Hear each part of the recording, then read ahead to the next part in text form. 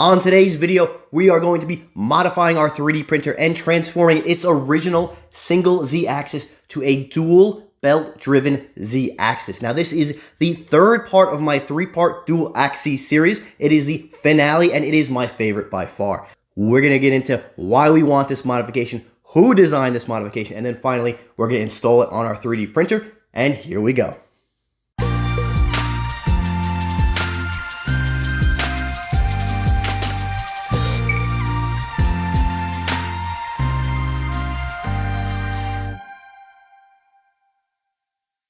Folks, welcome to the channel. I am Leo of Prince Leo 3D. Thank you for joining me on this, my third and final chapter of my Dual Z series. Now, today I'll be using an Ender 3 Pro to perform this modification on. The first two videos I used Fox Lab Aquilas. Now, this modification can be used on either an Ender 3 Pro, an Ender 3 V2, or even a Vox Lab Aquila. There are some small differences, and I note a few of them. But just make sure before you undertake something like this, you ask some questions, you do a little research, and you make sure you know exactly what you're doing, because this will be the Ender 3 I do today. Now, when I say dual Z, what exactly am I talking about? Well, I'm talking about the axes of our printer. The X is the direction the hot end moves left to right, the Y is the back and forth of the bed, and Z is that vertical movement. And on our original 3D printers, that movement is controlled by a single Z-rod, also known as a threaded rod. A stepper motor turns that Z-rod, and the X-axis and the nozzle, of course, move up and down. Why would we want to modify something like this? The problem with that single Z-rod is that it is only really supported on the Z-rod side. If you were to go further over on this X-axis and start pushing it down with your hand, and you could do that at home, you'll feel it is unsupported. Now, does that give us problems while we're printing? Well, in my experience, to be honest with you, not really that much. However, as I explored some newer and different firmwares like Clipper, or as my speeds of my print increased, especially if I'm doing some Z-hopping, and Z-hopping is when the X-axis hops up during retractions. High speeds, Z-hopping, I did start to notice some print artifacts with that single Z-rod. However, with all my dual Z setups, and especially this one we're highlighting today, those high speeds and those high Z-hops did not give me a problem at all. Not only that, during construction, the single Z-rod is only supported from the bottom. As it gets further up, it begins to bend or sway outwards. And while your X-axis is traveling up that, it's very possible it can bind, cause some sort of artifacts on your print. So then what are we offering here today? Well, this is an amazing option, folks. I feel like a used car salesman. This is a belt-driven Z-axis. The stepper motor that used to be down below here is moved up top. It runs our original Z-rod, and then there are two belts back here that are going to do all the operation of moving our axes up and down. What this offers us is synchronization between the two belts on either side, so we can Z-hop and we can move at high speeds. Both sides of our X-axes are going to be lowered and brought up together, and we're not going to have an unsupported side. Both of these sides are now supported by the belts running behind it. And not only that, this is a mostly 3D printed design. So you get to do really cool things just like I did here. Huge Ninja Turtles fan. And when I printed some of this stuff out in these colors, it just jumped out at me. I had to do a Leonardo style 3D printer. And one of the coolest parts of this whole design, it is community made. That means someone out there, a user, a 3D printer named KevinAkaSam, design this entire modification, and it is awesome. And they have a whole ecosystem of different mods that they are trying out. Some are in beta, and if you are interested in anything else just like this, I'm going to link the Discord down in the description, as well as their website. It brings you through the beginning to the end of this entire modification. How to source the products, the model files you'll need to download and print, as well as a step-by-step guide on how to install it. Of course, a text guide is one thing, but a video is another. It's always nice to see someone else like me stumble through this and get it done. So without further ado, let's get into the installation of this belt-driven Z-axis. The beginning of our installation starts with a little bit of removal, and that's going to be removing the stepper motor, coupler, and the Z-rod. Now, we're not going to get rid of them. We're going to use them in this build, but we do need to get them out of their current location. I do this by unscrewing the two screws that are in our coupler, which frees up our Z-rod. Now, of course, make sure you are bracing your X-axis with something because it will fall when the Z-rod is out. Magneto is helping me in that regard. Once the coupler has been loosened, I can just twist and pull the Z-rod right up and out, and it comes right off. Next, we're going to remove that stepper motor. There's two screws holding into the frame. You should be familiar with these as you did install it when you first built this printer. Once the screws are out, we can remove the stepper motor off, unplug it from our printer, and then we're going to take off this top plastic piece as we're not going to be using it anymore.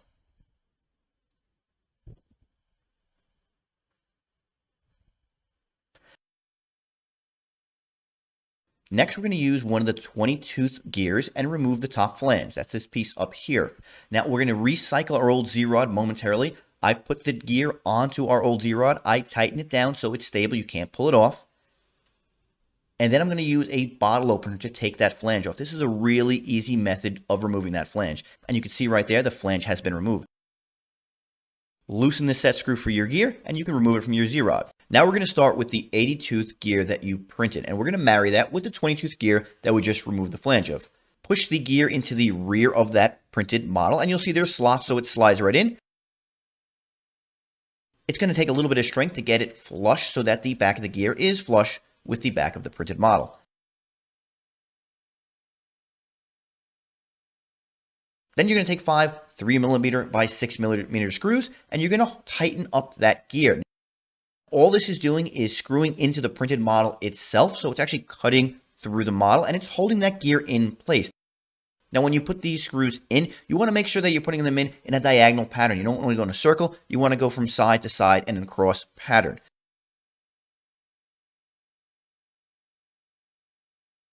Get those screws in a moderate amount each, and then you can snug them up at the final portion.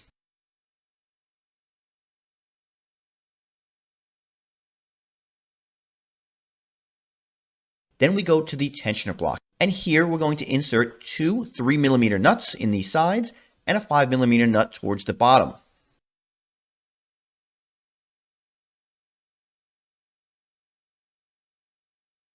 This then gets married to the top of our stepper motor, and those 3mm nuts will be facing inwards toward the stepper motor, so you won't be able to see them again.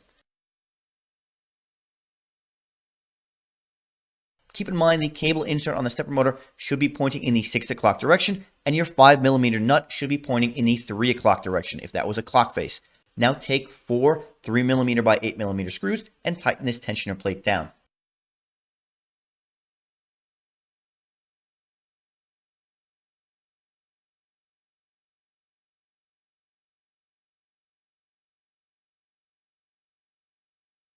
Now, the reason we're orienting that cable slot in such a way is that once this is finally mounted on your top rail, the cable attaching the stepper motor is going to be routed properly. And then after that, we're going to slide the 16-tooth pulley onto the shaft of the stepper motor. You don't want to take the flange off for any more of these pulleys. That was just the first one. And you don't want to seat it like I did. You don't want that pulley all the way to be seated against the stepper motor. You're going to have alignment issues. Make sure it's closer to the top of that shaft when you tighten it up. Next, we get to the tensioning knob. This is the printed knob that we made. We're going to insert an M5 nut, and then an M5 by 30mm screw goes through and threads through that nut. And this is where we're going to use to tension the small looped belt further in this build.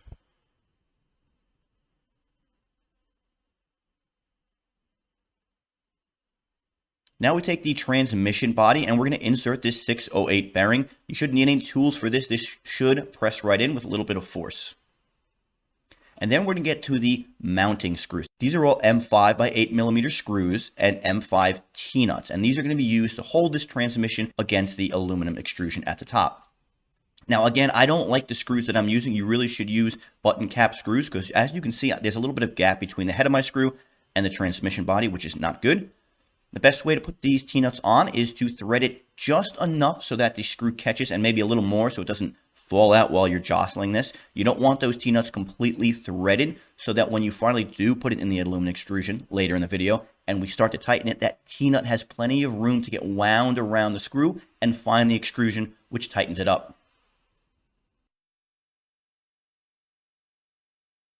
After all 5 of those are in, we can marry the stepper motor to the transmission body. There's really only one way for this to go. You can't mess this up. And as you can see, there's some play there because that's what we want. This is what we're going to use to tension the looped belt we're going to put on later in the video. Thread that adjustment knob on there. You don't have to go too tight just so it's catching the threads. And then we're going to put 2 M3 by 12mm screws and washers to hold the stepper motor in place. Now, Kevin's guide calls for M3 by 10mm screws. I didn't find success with that. They weren't long enough for me. And now when we put these screws in here, we don't want them tight. You'll see right there, I tightened it too much. These need to be able to move. They're just sort of holding our stepper motor in place and guided along that transmission body. I loosened them up a little bit and we are good to go. We can continue along. And the final portion of the top part of our build are the upper mounts, and they're pretty simple. There's 4 pieces that come together to make a mount on the left side and a mount on the right side. All we do is press in a 608 bearing on each of the individual mount pieces. This should fit in there with a little bit of force.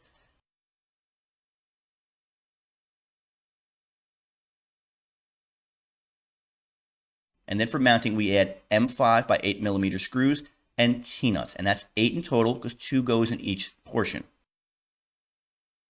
After construction of all the top pieces, we can now assemble them onto our printer. And we're going to start with the transmission body and stepper motor. That gets slid right onto the extrusion, and you can place this anywhere on that top mount you want. I prefer to keep it right in the middle, and you want to make sure that tensioner knob is pointed towards the rear of the printer. Next are the top mounts. These can only be assembled in one way. The bearing that's within them is pointed towards the rear of your printer, and then there's no other way they can go on. Sliding the T-nuts onto the extrusion can be a little tricky. I'm doing some camera work to not show you. I struggled for a little bit with this, but don't worry. Take your time and you will get it all assembled. Now, you don't want to tighten any of this up right now. We're going to do that in a latter portion. Next, we're going to pass through the Z-rod that we disassembled earlier. This is our old Z-rod that we're going to reuse. Now, before we do that, we want to make sure we have 2 20-tooth pulleys and our printed gear ready to go. They need to be threaded on right now. And when you are threading this Z-rod through your top mounts, you might want to tighten the outer top mounts. That might stabilize these mounts and help you in this process. As I get the Z-rod passed through the first mount, I take my 20-tooth pulley and I thread it onto the Z-rod. I can now continue pushing it forward. And now the printed gear goes on and the looped belt, very important. You want to make sure that goes on right now. You won't have another opportunity to do this. Then continue passing the Z-rod all the way through until the other top mounts. When it gets to the other side, we put the last 20-tooth pulley on, and then we push it through fully. Now our Z-rod is extended the entire length of our top extrusion, and you want to make sure it's just lined up so that the same amount of Z-rod is exposed on either side. You don't have to loop the belt around like I'm doing right now. We're going to tighten it down later. And now it's time to tighten everything down, and you don't want to crank these down because you risk splitting your models. Make sure they're tight and snug, but do not use excess force. We are now on to the middle portion of this build, and that is the X plates on either side. The first order of operations here is to remove your old extruder and stepper motor if you have a Bodum setup like mine. Remember, when that last screw comes out, that stepper motor is going to fall, so make sure you brace it with your hand.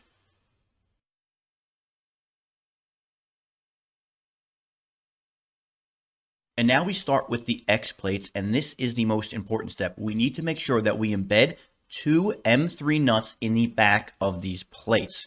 There are slots for them and they need to be inserted now. Later on, when we tension the belts down, the screw that goes through is threaded through these nuts. And I'm giving you an example of how it looks here. That's the screw that is going to use this nut for tension. They are so important that I use a dab of super glue to keep them in place. If they fall out during this build, it is extremely hard to get them back on without disassembling the X-axis plates.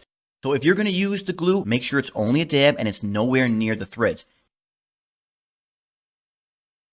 If you don't want to use glue, embed the nuts and then you can run a screw through there. It's an M3x12 screw, which is the screw we'll be using later in the video. Now to the non-extruder side plate, we also want to embed M3 nuts there as well. If you use glue, do it now. Otherwise, you can run a screw through there and hold these in place for when we get to that side of the printer. To disassemble the extruder side X plate, it's only 3 screws, 3 wheels. Brace the nut with a wrench and then unscrew the screw. It's going through a spacer, a wheel, and a spacer. Once that top wheel is removed, we can start on the outer bottom wheel. And then we move to the inside wheel that has the eccentric nut. And for my VoxLab Aquila users, this is the only portion that might differ in these builds. You can see here on my Ender 3, I'm able to access the screw from the front. With the Aquila, that is not possible. You may have to loosen up the inner X plate, rotate it up in order to access that screw, and loosen the tension. Be mindful of how this gets removed because you want to put it back with the eccentric nut facing the same direction. The next step before installation is to rotate our stepper motor 90 degrees so the cable is out of the way of the new X plate. And we need to loosen the stepper motor from the front. So we rotate our machine and you'll notice that magneto no longer bracing my X axis. I'm not quite sure what happened, but my X axis is still braced and yours should be for the duration. Loosen the 4 screws that are holding in your stepper motor. Rotate your stepper motor 90 degrees towards the outside of your printer. You don't need to take off the belt or remove it in any way. While still holding the stepper motor, you're going to re-secure that front cover. All 4 screws go back in and get tightened up. And now we can move on to reinstalling the new X plate. I start with the eccentric nut screw and the spacer goes on. Now you took spacers off that were metal. You can put those back on. I wanted them all to be uniform, so I reprinted them all in the same color. The spacer goes on, the wheel goes on, and then the eccentric nut's going to go on. And you want to make sure that it's embedded in your X plate first. And that has that little outwards tab pushed into the actual X plate. Then while the nut is still on the X plate, slide it over the screw. And you can tighten it all down with the nut that came off. Now, you don't want to completely tighten this yet. You want it to be able to move because we're going to swing it out of the way to get the other 2 wheels on. Now, when I start with the upper wheel, I'm just going to move the X plate out of the way first. Accidentally, but it works. The 3D printed spacer goes on. The wheel goes on, and then another spacer goes on. And again, I'm not using the spacer that came off. I wanted them to look uniform, so I 3D printed an additional spacer. I do the same exact thing on the bottom. Screw goes through, spacer goes on, wheel goes on, and then spacer goes on.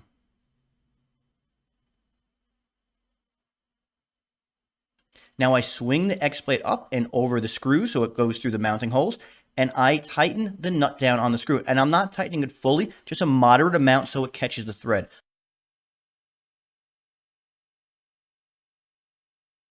Now we're going to fully tighten these screws, and I want to tighten down the eccentric nut screw first. And again, for my Voxelab Aquila users, you may have to have that inner X plate removed in order to properly tighten this eccentric nut. If that's the case, once it's tightened, put the X plate back into position and then secure it to the X axis. Once the eccentric nut is tightened, I tighten up the screw for the top wheel and then I tighten up the screw for the bottom wheel. This is an Ender 3 Pro, so that means the power supply is in the way and it's gotta go. Screws on the front of the rail are holding it in place, but I need to remove my rail inserts first. And while I'm at it, I might as well get rid of them on the entire printer.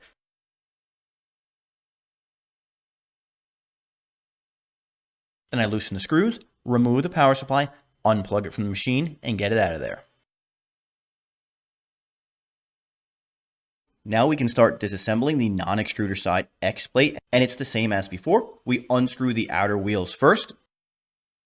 Now these screws will be shorter and they'll only have a single spacer. That's why we're adding a spacer and longer screws for the setup. Now for the inner wheel, where that eccentric nut is, we're going to have to rotate the inner X plate out of the way, much like my Voxelab Aquila users might have had to do for the opposite side. So if you were a little confused about that, this might clear it up a little bit. We unscrewed the inner screw holding in the X plate and we loosened the outer screw. Now we can rotate that X plate upwards and we can access the screw from the other side. Now on the Ender 3, I could access this no matter what, but we need to remove that screw entirely. And if it's buried in the extrusion, we can't do that. Now that we have access to the screw, we disassemble it like we did all the rest. We take note of how the eccentric nut came out with that tab pointing inward, and we remove the screw. And you notice there was a spacer on it. We need to reuse that spacer. So now we'll be using M5 by 40 millimeter screws, 3 of them to be exact. And for this one, we're going to reuse that spacer. We put the screw through the X plate and we make sure that the tab portion goes back into the X plate so it's facing it. Then the wheel goes on. Then our printed spacer goes on.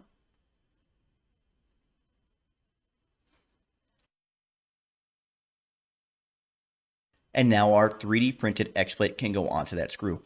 We tighten it up with the nut, and at this point, if you have a Voxelab Aquila, you're going to want to tighten it up fully because once we tuck it in front of the X axis, you're not going to get access to it anymore. So let's all go ahead and just tighten that up fully right now.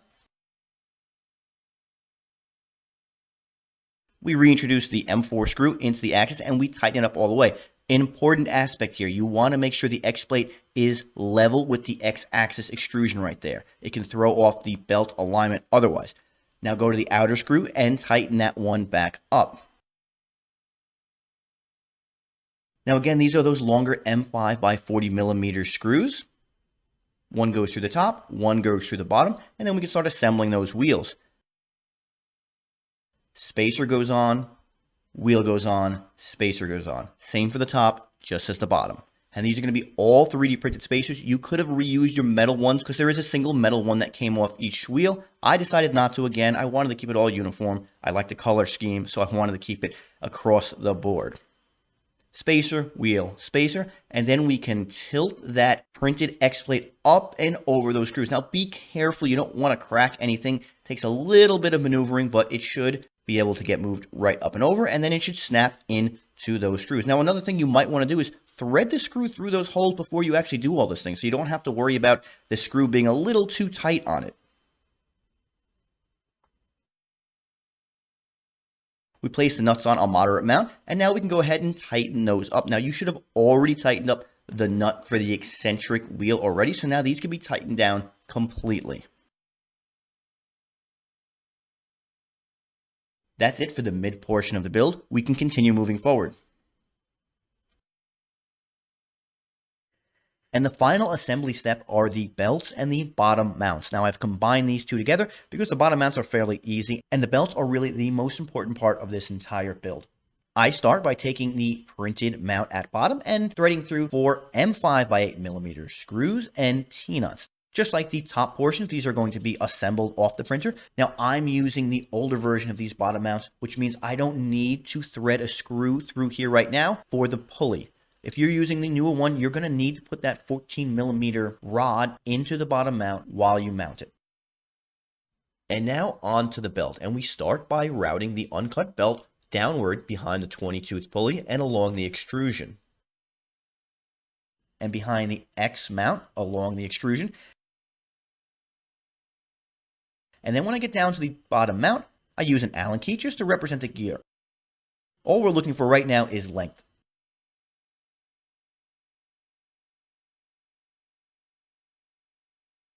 I feed the belt into the toothed portion on the printed mount where it's going to finally rest. And then I tighten it up. I bring the opposite end of the belt up and around the pulley in front of the extrusion and in front of our printed mount. And I bring it to the bottom of that tensioning section, right where the nut would go. I make a mark there and then I cut it. Okay, now we're going to cut the other belt to match this, and we want it to match exactly the same. And to do that, we're going to start counting these teeth on the belt. So we'll count 1, 2, 3, and we're going to count every single one of these, and then we're going to count the same amount on the other belt, and then we're going to cut it. Just kidding. We're not doing that. We're going to measure it in a different way, much easier, but it's not a bad thought. Now it's time to match the belt on the other side to the exact same length as this belt by pairing the belts up tooth to tooth. Now this ensures that they are going to be the same length. However, one of them will be higher. We make the belt we just cut higher on the beginning tooth. Now this picture shows you that. The belt that we're going to cut is going to be one tooth lower. This way the entire length down, they are even because the teeth are interlocking. When you get to the bottom, the belt we want to cut is now going to be one tooth greater because it was one tooth less on top. Now we can cut it right at that exposed tooth.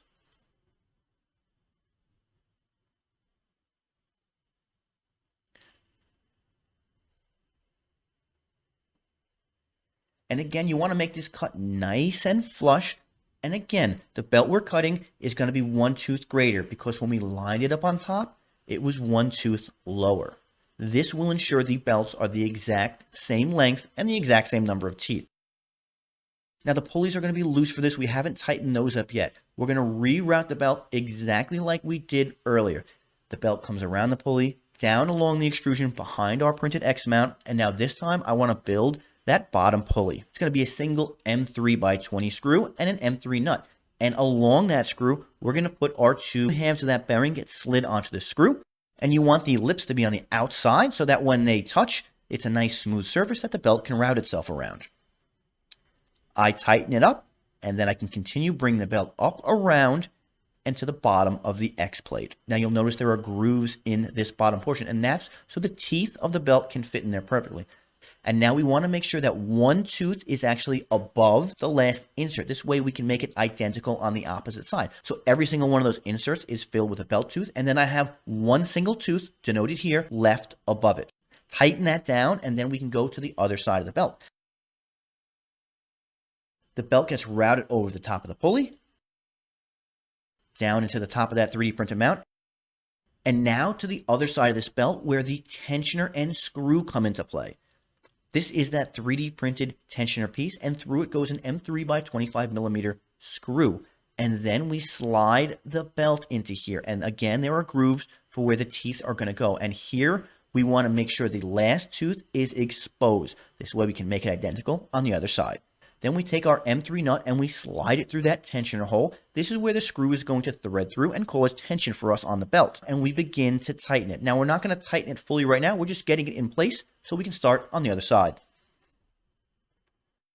And now we can start on the extruder side, and we want to make sure everything is identical to the non-extruder side. We start by constructing the bottom mount, and that consists of the 4 M5 by 8 millimeter screws and T-nuts. Again, don't fully thread those T-nuts on. It makes it so much easier if they are barely on there, and then it gives you so much more thread to actually turn the T-nut and have it catch that extrusion. Tighten it down snug. Don't over-tighten these. And then we're going to begin by routing the belt that we cut. Now, these belts are of identical size, and we're going to do the same exact process as before. It goes around the top pulley, along the extrusion, behind the 3D printed X mount, down to that bottom mount. Now, again, we're going to build the bearing for the bottom mount. That's an M3 by 20 millimeter screw and nut, and then the two halves of the bearing get placed through that screw. Make sure it moves freely, and then we're going to bring the belt up to the bottom of that 3D printed X plate. And again, we match the other side. The teeth of the belt get pushed into the grooves, and we make sure one tooth is left exposed on top. Tighten this down so it cannot come out, and then we move to the top half of the belt, that tensioner block. And now to the tensioner block. The M3 by 25 millimeter screw goes through, and we place the belt through just like we did before. A single tooth is exposed on this tensioner block, just as it was on the previous. Insert the M3 nut so you can tension against it. And then introduce the tensioner block down into that crevice. Then push the M3 screw towards the nut while turning it. And that tensions up the tensioner block and tightens our belt. Now again, I don't want to fully tighten this. I just want to get it to the same strength that the previous side was. And now it's on to tightening these belts, and this is so important. I do not follow Kevin's method. His is well thought out and extremely smart. I am doing it a little by feel. If you want to follow his, please go to his website. He has a whole tutorial on how to do it.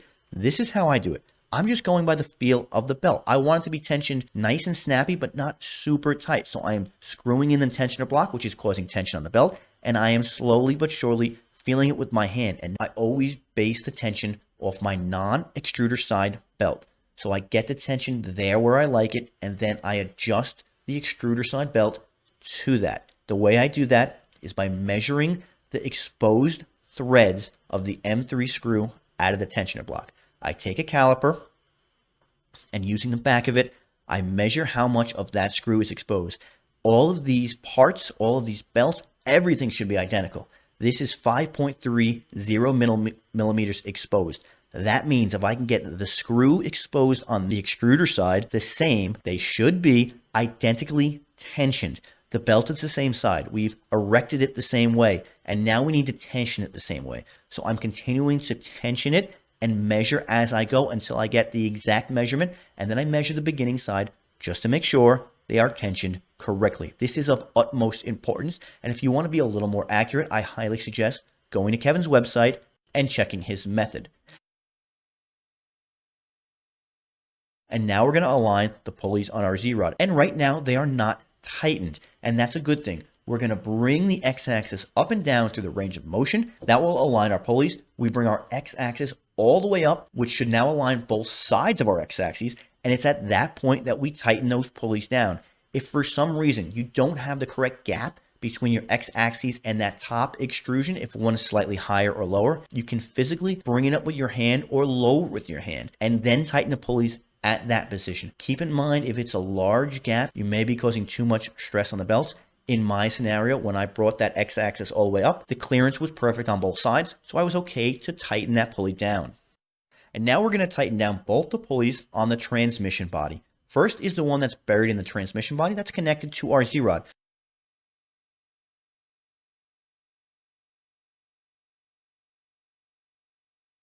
Next is the pulley that's on the stepper motor. And here I'm showing you, while it's loosened, as you go through the range of motion, it will put itself in the correct position, which is why we kept them all loosened to begin with. Once it's aligned, you can go ahead and tighten that stepper motor pulley down. And at this point, use the tensioner knob and add some tension to that loop belt so that it actually has some traction on the 82th gear. You don't want to over tighten it. You just want to make sure that the stepper is able to move that gear. Then we reassemble the extruder. If you had the Bowden set up like I did, you had to have taken that extruder off, and now is the time to replace it. And to note, I had to use slightly larger screws to get my BMG clone style extruder back into the stepper motor. The 3D printer mount was a little thick. Make sure that you reconnect the cable to the stepper motor so it works. And our final step is to tighten the eccentric nuts on both sides of our x-axis. These don't tighten like a normal nut. As you make small adjustments, the wheel gets closer or further from the extrusion. You want to make sure that this is tight enough so you can't freely spin it with your hand, but you should be able to spin it with some force. Try and turn the wheel as you make minor adjustments until you can only turn it while you are holding the x-axis in place and using minor force to rotate the wheel.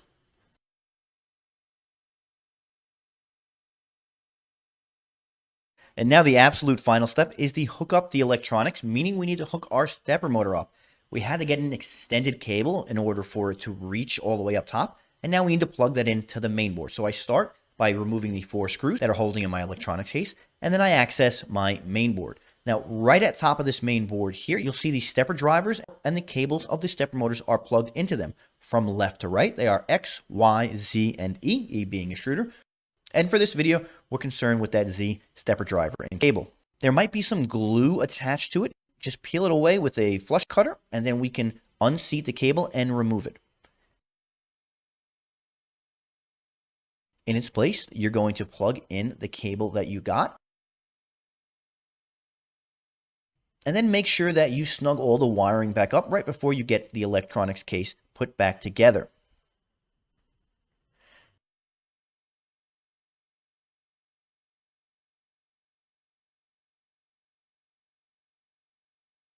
Using some wire ties, I just tidy up the wires for now. I'm probably going to go through one more time to make it cleaner.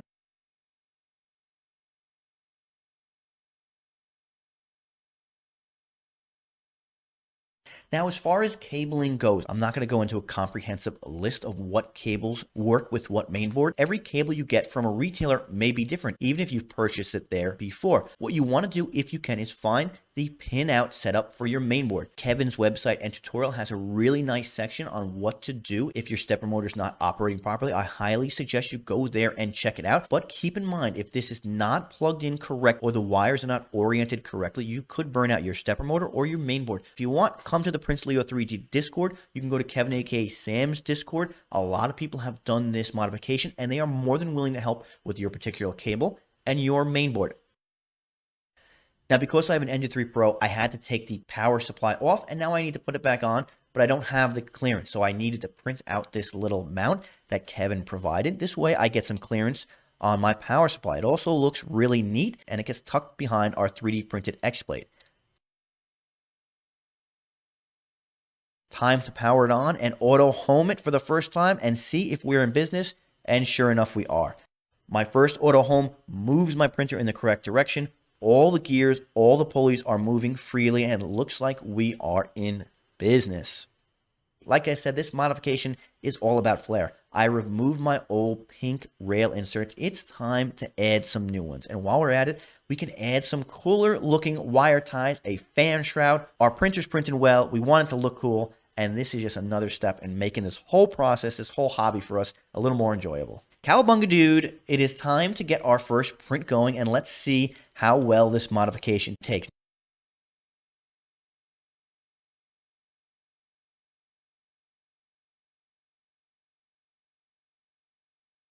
And that is it. It really wasn't that hard, even though I know it's like 30 plus minutes just for the install. You all know, I like to go through everything. I want to make sure everyone out there feels comfortable enough to do this on their own printer. And if you have any questions, leave them below in the comments. I always look through them to answer any questions you may have, or you can jump on the Discord. There is conversations to be had every single day, from guess that print to different speed enhancements or flow enhancements, Clipper stuff, Marlin stuff, Aquila, Ender 3. There's just everything on there. And everyone, I thank you for contributing, because everyone out there is awesome. Awesome to me, awesome to the community, and I really appreciate it. Whether you are there every day talking, or you're there once a month, you just stopping by to say hello, drop a picture of what you're printing, I thank you. That's what this whole thing's about. Growing a community, fostering humanity in the 3D printing world, right? We love each other. We love 3D printing, and the way to get better at it is to talk to each other. And that's what the Discord's about. That's what YouTube is about. So I thank everyone for contributing to that. This year just started, 2023, and it's been crazy for me. I'm so sorry this video took so long to come out. I had so much stuff to do. I'm about to go on a vacation starting tomorrow, so I am just getting this out in the nick of time. But when I get back, input shaping for Clipper. We're going to get your 3D printer vibrating less. Then pressure advantage, another great feature Clipper offers to get your prints sterling. My father retired last year. He has been welding scrap metal together in some sort of Star Wars sci-fi thing, I don't know, and he just started selling his work. And guess what? He wrote me in along. So he and I have a booth in a flea market style place. So now I'm dividing my time between that as well, but I'm so proud of my father. He's doing an awesome job. Dad, I'm proud of you, and keep up the great work. And if you're in the local area of Long Island, New York, you want to swing by, check out my website, message me here, and I'll let you know the times I'm there. We can always chit chat about 3D printing or anything in general. And now, until next time, as always, boys, girls, everybody else, keep on printing.